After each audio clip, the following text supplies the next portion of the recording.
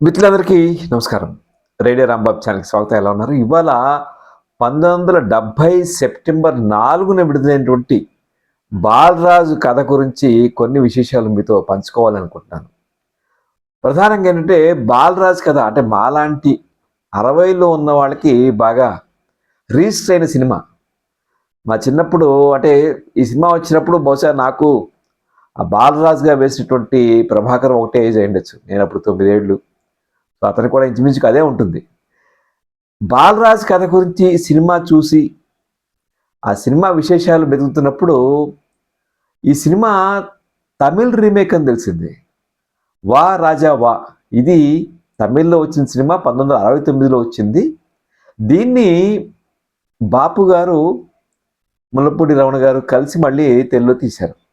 ఈ సినిమా అంట సత్యం గారు అంటే మరి ఒక నిర్మాత సత్యం గారు ఈ సినిమా చూడండి బాగుంటుందని చెప్పి బాపు గారిని రిక్వెస్ట్ చేస్తే బాపు గారు ముల్లపూడి గారు కలిసి చూసి ఈ సినిమా తీస్తే బాగుంటుంది అంటున్నారు. సినిమా అంతా మహాబలిపురం, మీకు తెలుసు మహాబలిపురం ఆ టెంపుల్ చుట్టూనే అక్కడే తీశారు సినిమా అంతా కూడా. అయితే మాస్టర్ ప్రభాకరు 'వా రాజా వాలో' వేశాడు కాబట్టి అతనికి ఇది కొట్టిన పిండి లాంటిది. అలాగే ఇందులో అతని సిస్టర్గా రాధగా వేసింది సుమతి, బేబీ సుమతి. తమిళంలో కూడా వేసింది అతని సిస్టర్గా, తెలుగులో కూడా వేసింది అతని సొంత సిస్టర్. ఈ సినిమాని 1970లో వచ్చిందని చెప్పుకున్నాం కదా. నిడమర్తి చిత్రకల్పన ఫిల్మ్స్ బ్యానర్ పేదే నిర్మించారు. నిడమర్తి మీనాక్షి గారు నిర్మాత. వాళ్ళే తర్వాత సంపూర్ణ రామాయణం తీశారు. అయితే 'బాలరాజు' కథ నాకు అనిపించింది అంటే మనం జనరల్గా ఏమనుకుంటాం, తమిళ సినిమాని మక్కీకి మక్కీ జనరల్గా తీసేస్తారు అనుకుంటాం కదా. బహుశా స్క్రీన్ ప్లే వరకు అదే, కానీ పాత్రల్ని వాటిని చాలా మార్చారు. ఉదాహరణకి తెలుగు పాటలు చాలా హిట్. ఒక ఐకానిక్ సాంగ్ తెలుసు కదా, మహాబలిపురం మహాబలిపురం మహాబలిపురం కట్టించాడు ఈ ఊరి పల్లవరాజు అనేటువంటి పాట చిన్నప్పటికీ రిజిస్టర్ అయినటువంటి పాట. ఈ పాట ఆరుద్ర రాశారు. మొత్తం మహాబలిపురం చరిత్రనంతా కూడా చక్కగా చెప్పేటువంటి పాట. బాపు గారు అంత బాగా పిక్చర్ చేశారు. 'వా రాజా వా'కి ఛాయాగ్రహణ దర్శకత్వం వహించినటువంటి సెల్వరాజే ఈ సినిమా కూడా ఫోటోగ్రఫీ చేశారు. విచిత్రం ఏంటంటే 'వా రాజా వా' కలర్లో వచ్చింది, 'బాలరాజు' కదా బ్లాక్ అండ్ వైట్లో తీశారు. ముఖ్యంగా అక్కడ కున్నాయక్కుడి వైద్యనాథన్ మొదటిసారి సంగీతం చేశారు 'వా రాజా వా' సినిమాకి. తెలుగులో మాత్రం మహాదేవన్ గారు అద్భుతమైన పాటలు ఇచ్చారండి. యాక్చువల్గా చెప్పాలంటే తమిళంలో ఇన్ని పాటలు లేవు. తమిళ వెర్షన్ చూశాను కొంతవరకు. తమిళంలో ఇన్ని పాటలు లేవు. ఉన్న పాటలు ఈవెన్ మహాబలిపురం మహాబలిపురం పాట కూడా ఎల్ఆర్ఎస్ పాడారు. అది వేరే స్టైల్లో ఉంది. మిగిలిన పాటలు ఇన్ని లేనే లేవు. ఇందులో ఈ తమిళంలో తీసినటువంటి నాగరాజన్ గారు, ఆయనే రైటరు దర్శకుడు. ఆయన అల్లుకున్న కథ చాలా అద్భుతంగా, పిల్లల సినిమాగా అద్భుతంగా అల్లుకున్నారు. అంటే ఇందులో చిన్న పాయింట్ ఉంటుంది కదా, అంటే ఇన్స్క్రిప్షన్స్ అంటాం కదా, రాతి మీద చెక్కినటువంటి సామెతలు బాలరాజు కథలో అంటే అతని జీవితంలో నిజంగా జరుగుతూ ఉంటాయి. ఆ శిల్పి ఒక సామెత చెప్పంగానే అతనికి తర్వాత ఒక ఇన్సిడెంట్ జరుగుతుంది. అతను ఆ సామెత ప్రకారం ఆ ఇన్సిడెంట్ జరగడం అనేటువంటి ఒక నేపథ్యం పెట్టుకున్నారు.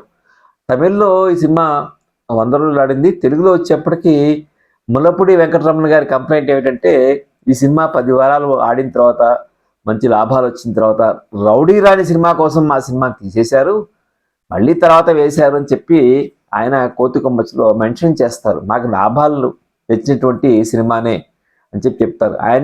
ఆయన తరహాలో జోక్ చేస్తారు. వినాయక చవితి నాడు రిలీజ్ అవ్వటం వల్ల చవితి నాడు ఉండే కష్టాలు ఈ సినిమాకి ఎదురైనా పంచమి నుంచి కూడా పుంజుకుంది మా సినిమా అని చెప్పి అంటారు. అలాగే టైటిల్ 'బాలరాజు కథ' అని పెట్టినప్పుడు ఆ టైటిల్ పెట్టకండి, నిర్మాత భావనారాయణ గారు చెప్పారట ముల్లపూడి గారితో, ఆ టైటిల్ మీరు పెట్టకండి, 'బాలరాజు కథ' అనగానే మళ్ళీ నాగేశ్వరరావు గుర్తుకొస్తాడు, నాగేశ్వరరావు బాలరాజు గుర్తుకొస్తుంది, చూస్తేనేమో ఆ కథ వేరు ఈ కథ వేరు, ప్రేక్షకులందరూ సినిమా స్క్రిప్ట్ చింపేస్తారు జాగ్రత్త అని హెచ్చరించిన వెంకటరమణ గారు ఏమీ లేదు, మేమేం భయపడం, మాకు క్లియర్గా బాలరాజు కథ అన్నాం, మేము బాలరాజు అనలేదు కదా అని ఆయన పొగరంటారు. ఆయన స్టైల్లో సమాధానం చెప్పారు.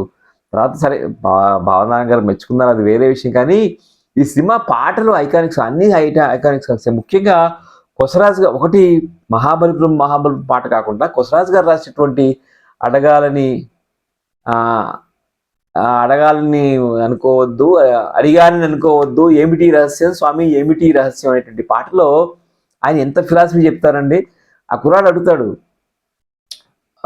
రోడ్డు మీద ఉన్న రాయేమో మనం పట్టించుకోము, గుడిలో పట్టించుకుంటాం దేనికంటే అతను ఆ సమాధానం పామర్లకు కూడా అర్థమయ్యేటట్టుగా ఆయన చెప్తారు. అది వీధిలోన ఉన్నందుకు, ఇది గుడిలో పూజలు అందుకున్నందుకు అని చెప్పి ఎంత అద్భుతంగా చెప్తారు. అలాగే ఈ మనకేమో మనిషికి ఒక పెళ్ళి అంటాము, దేవుడికి ఏమో ఏటాటా పెళ్ళి ఏమిటంటే ఆయన అంటారనమాట, పలువురు బొజ్జలు నిండటానికి లోక కళ్యాణం కోసం చెప్పి ఆ అద్భుతమైన పాట ఆయన రాసింది. తర్వాత ఆరుద్ర కొసరాజు గారి ఇంకోటి 1, 2, 3 అయితే ముద్దు ముద్దు అంతకు మించిన సంతానం అయితే వద్దు వద్దు అనేటువంటి కుటుంబ నియంత్రణ పాట కూడా మనకు కనిపిస్తుంది. సినిమా అంతా పాటలు బ్రహ్మాండంగా ఉంటుంది. సినిమా అంతా పిల్లలు పాటలు ఇవే ఉంటాయి. హిప్పీ హిప్పీ హిప్పీ ఆడపిల్లలు అని చెప్పి మరొక పాట ఉంటుంది. జనరల్గా తమిళ సినిమా అంటే ఏ భాషలో సినిమానైనా మళ్ళీ దాన్ని మన భాషలో తీసినప్పుడు ఏం చేస్తారు, చాలా వరకు ఆ సక్సెస్ఫుల్ ఫార్ములా కింద అలాగే సీన్ బై సీన్ తీసేస్తారు, కానీ స్క్రీన్ ప్లే వాడుకున్నారు, కానీ కొన్ని సీన్స్ ఎక్స్పాండ్ చేశారు. ఫర్ ఎగ్జాంపుల్ ఇందులో చెప్పాలంటే ఇలాంటి పాటలు పెట్టడం కావచ్చు, లేదంటే పనిగండం మల్లయ్య నాగభూషణం పోషిస్తారు ఆ పాటని. ఆ పనిగండం మల్లయ్య క్యారెక్టర్ని కొంచెం పెంచడం, అలాగే చిన్న చిన్న క్యామియో రోల్స్ ఉంటాయి. ఎవరైనా సాక్షి రంగారావు సూర్యకాంతం ఒక భార్యాభర్తగా నటించడం, వాళ్ళ దగ్గర ఈ పాట పెట్టడం, అలాగే ఒక షూటింగ్ పెట్టడం, షూటింగ్ సినిమా స్టార్ ఎలా ఏడిపిస్తారో చూపించడం, ఇట్లాంటి క్యామియోస్ మనకి తమిళంలో లేవు, తెలుగులో బాగా ఉంటాయి. బాలరాజు గారు నడిచే ప్రభాకరు తమిళ సినిమాలో సన్నగా ఉంటాడు, ఈ సినిమాలో కొంచెం బొద్దుగా ఒళ్ళు చేస్తాడు. బహుశా సంవత్సరం తేడా ఉంది కదా, కొంచెం ఒళ్ళు చేస్తాడు. అలాగే అతను డైలాగులు అతని చేతి చెప్పించారు. అతను తమిళంలో తెలుగు డైలాగులు రాసుకుని అసోసియేట్ డైరెక్టర్ కేవీ రావు గారు మాడ్యులేషన్ ఎలా చెప్పాలో చెప్పించారట. ఈ రోజుల్లో అలాంటి సినిమా అసలు సాధ్యమేనా అనిపిస్తుంది. ఆ తర్వాత బాలరాజుగా వేసిన ప్రభాకర్కి శిశింద్రి చిట్టిబాబు, బాలభారతం వంటి సినిమాల్లో మంచి అవకాశాలు వచ్చాయి. తర్వాత అతను సినిమా ఫీల్డ్ వదిలేసి ఒక జెరాక్స్ షాప్ పెట్టుకుని దాన్ని అంచెలంచెలుగా పెంచుకుంటూ మంచి బిజినెస్ మ్యాన్ అయిపోయాడు. ఈ సినిమా షూటింగ్లో ఒక నవ్వొచ్చే సందర్భం ఏంటంటే, ఒక చోట పెద్ద డైలాగులు ఉన్నాయట.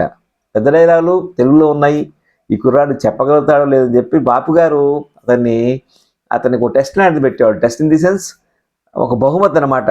బాబు నువ్వు ఒక టేక్లో చెప్పావంటే నీకు 10 రూపాయలు ఇస్తాను అని చెప్పేవారట. అతను గుర్తు చేసుకుంటాడు. బాపు గారు మొదటి డైలాగ్ పెద్ద డైలాగ్ చెప్పంగానే నా వంక సీరియస్గా చూశారు. అమ్మ నేను తప్పు చేశాను సార్ అని అడుగుతుంటే ఆయన నవ్వేసి భుజం తట్టి 10 రూపాయలు ఇచ్చారని చెప్పని అంటారు. అట్లా బాలరాజ్ కథ సినిమా ఎలా చూసినా కూడా, అంటే మా చిన్నప్పుడు వచ్చా మాకు 9-10 ఏళ్ల వయసులో ఉన్న సినిమా కాబట్టి నేను బందర్లో చూశాను. మళ్ళీ బందర్ ప్రస్తావన తెస్తున్నాను ఏమనుకోకండి. బందర్లో చూశాను. బందర్లో ఏ థియేటర్లో చూశాను గుర్తురావట్లా. బహుశా నాకు తెలిసి కృష్ణకిషోర్ అయింటుందని చెప్పి నేను అనుకుంటాను. బహుశా ఎక్కువ లక్ష్మీ ఫిలిమ్స్ అందులోనే వచ్చేవనుకుంటా. బట్ పిల్లల సినిమాగా బాలరాజ్ కథ తర్వాత రోజుల్లో మనం చూస్తే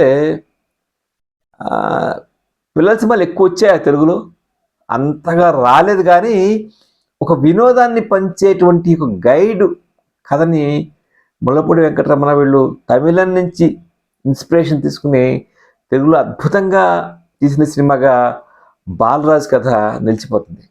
ఎక్కడ తమిళ పాటలు వేరు, తెలుగు పాటలు వేరు. నేను అనుకున్నాను మహాదేవన్ గారు కూడా సంగీతం తమిళంలో చేశారు, అవే ట్యూన్స్ దింపారు అనుకున్నాను.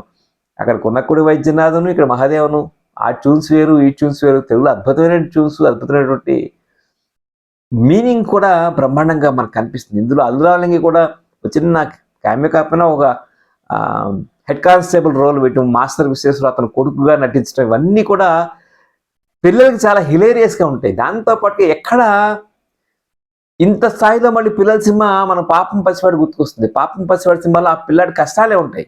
ఇందులో అదేమీ లేకుండా బాలరాజు టిపికల్ ఒక 10 ఏళ్ల కుర్రవాడు ఎట్లయితే చాలా నిజాయితీగా ఉంటాడు, అతని నిజాయితీని శంకించినప్పుడు అతనికి వచ్చే ఆ వయసులో ఉన్న వాళ్ళకి వచ్చే కోపం ఎలా ఉంటుందో అలాగే ఉంటుంది. అది బాలరాజు గొప్పతనంగా నాకు అనిపిస్తుంది. వా రాజావా అనేటువంటి తమిళ సినిమా బహుశా అది 100 రోజులు ఆడింది తమిళ్లో. మరి తెలుగులో పాపం ఆయన ముల్లపూడి గారు చెప్పినట్టు రౌడీ రాజు సినిమా కోసం 10 వారాలు అవ్వగానే తీసేశారు, కానీ అది కలర్ కాదు, బ్లాక్ అండ్ వైట్ అవడం వల్ల తక్కువ బడ్జెట్లో తీశారు. అందరూ మెచ్చుకున్నారు కూడా. దీనికి నంది బెస్ట్ ఫిలిం మూడవ బెస్ట్ చిత్రంగా నంది పురస్కారం కూడా లభించింది. సాక్షి, బుద్ధిమంతుడు, తర్వాత బహుశా మరి బాలరాజ్ కదా బాపు రమణలో వచ్చేటువంటి మూడవ చిత్రమా అని అనుకుంటున్నాను నేను. ఈ కుర్రాడు అందులో కొన్ని డైలాగ్స్ బాగుంటాయి. టాటా అని చెప్పి గిడిగిడి అంటాడు, అదొక గమ్మత్తుగా అనిపిస్తుంది. అలాగే పరిగణం డైలాగు ఆ రోజులు చాలా పాపులర్ అయినటువంటి డైలాగ్ ఆ రోజుల్లో. ఈ సినిమాలో సూర్యకాంతం గారు కూడా ఒక స్టెప్ వేయడం మనకి కనిపిస్తుంది ఒక పాటలో. 1, 2, 3 పిల్లలు అయితే ముద్దు అని చెప్పి పాటలో కొంత అది కూడా కనిపిస్తుంది. బాలరాజ్ కదా ఇప్పటికీ యూట్యూబ్లో బాగుంది, చక్కగా చూడండి. అంటే తెలుగు సినిమా సుశీల్ గారు అద్భుతంగా పాడిన పాటలు కదా. సుశీల్ గారు అద్భుతంగా పాడిన పాట, ఆరుద్ర గారు అంత అద్భుతంగా పాటగా మహాబలిపురం చరిత్రని, ఆ గొళ్ళని అద్భుతంగా చూపించడం అనేటువంటిది మనం బాలరాజ్ కథ సినిమాలో చూస్తాం. అలా బాలరాజ్ కథ అంటే తమిళ వెర్షన్లో వేసిన కుర్రవాడే మళ్ళీ తెలుగులో వెర్షన్లో వేయటం, అతని కొట్టిన పిండి కాబట్టి బాగా చేసేస్తాడు. మిగిలిన పిల్లలందరూ కూడా బాగా చేస్తారు. ఎక్కడ బోర్ కొట్టకుండా హేమలత గారు మిక్కిలినేని ఈ కాంబినేషన్ కూడా బాగుంటుంది. హేమలత గారు పల్లెటూరులో ఆవిడ డెబ్యూ చేశారు, అంటే మొదటి చిత్రంగా నటిస్తే ఆ తర్వాత చాలా బాగా చేస్తారు ఆవిడ. సరే మిక్కిలేని గారు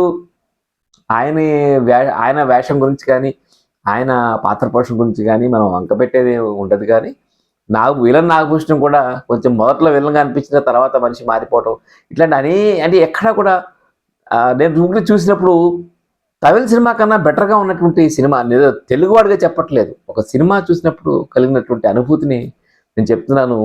మా చిన్నప్పటి అనుభూతుల్ని మరొకసారి గుర్తు చేసుకోవడానికి బాలరాజ్ కథ సినిమా చూశాను. బాలరాజ్ కథ బహుశా ఈ తరం వాళ్ళు కూడా తప్పకుండా చూడండి. ఐకానిక్ సాంగ్స్, అద్భుతమైన పాటల కోసం సుశీల్ గారు ఎంత బాగా పాడారో మనకి అర్థమవుతుంది. ఇది బాలరాజ్ కథ సినిమా విశేషాలు. వీడియో మీకు నచ్చితే లైక్ చేయండి, షేర్ చేయండి, రేడియో రాంబాబు ఛానల్కి సబ్స్క్రైబ్ చేయండి. నమస్కారం.